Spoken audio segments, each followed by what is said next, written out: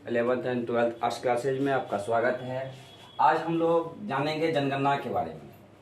जनगणना, जन का अर्थ होता है लोग और गणना का अर्थ होता है गिनना, अर्थात जनगणना। हम लोग कह सकते हैं जनगणना का कई तरीकों से परिभाषा दे सकते हैं कि किसी निश्चित क्षेत्र में रहने वाले लोगों की संख्या को ही जनसंख्या कहते हैं। किसी निश्चित क्षेत्र में रहने वाले लोगों की संख्या को जनसंख्या कहते हैं और जनसंख्या का विधिवत रूप से एक आंकड़ा को एकत्रित करने की प्रक्रिया को जनगणना कहते हैं। हम लोग कह सकते हैं कि लोगों को गिनने की पद्धति को भी जनगणना कहते हैं। ये आपको हमारे भारत में पहली बार 1872 ईस्वी में ब्रिटिश के शासनकाल में हुआ था। उस समय में आपको जो वायसराय थे वो आपको लॉर्ड मेयो थे,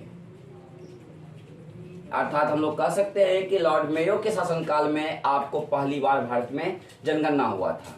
लेकिन संपूर्ण जनगणना की अगर हम लोग बात करते हैं तो संपूर्ण जनगणना आपको हुआ था लॉर्ड रिपन के शासनकाल में।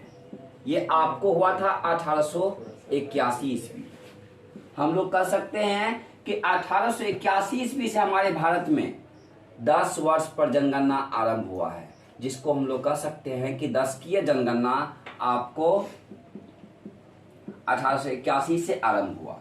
और 1881 से जो जनगणना आरंभ हुआ तो 1891 में हुआ, 1901 में हुआ, 1911 में हुआ, 1921 में हुआ, 1931 में हुआ। 31 के बाद हम लोग कहेंगे 41 में हुआ, 1951 में हुआ, 1961 में हुआ, 1971 में हुआ, 1981 में हुआ, 1991 में हुआ और 2001 में हुआ और 2011 में और 21 में होगा। इतनी जनगणना हुआ जो हमारे भारत में मात्र एक ही ऐसा आपको काल है, यानी एक ही ऐसा समय है जिसमें भारत की जनसंख्या ऋणात्मक में गई और वो है 1911 की तुलना में 21 में। इसलिए 1921 ईस्वी को हम लोग कहेंगे महान विभाजक वर्ष, क्योंकि इसमें जनगणना या जब हुई 1921 में, जब 11 में हुआ था तब और 21 में हुआ तो जनसंख्या क्या हुआ, ऋणात्मक में चली गई। अर्थात हम लोग इस जनसंख्या के बारे में, अर्थात कि जब 81 में हुआ, 91 में हुआ, 1901 में हुआ, इस जनसंख्या के बारे में हम लोग अगले वीडियो में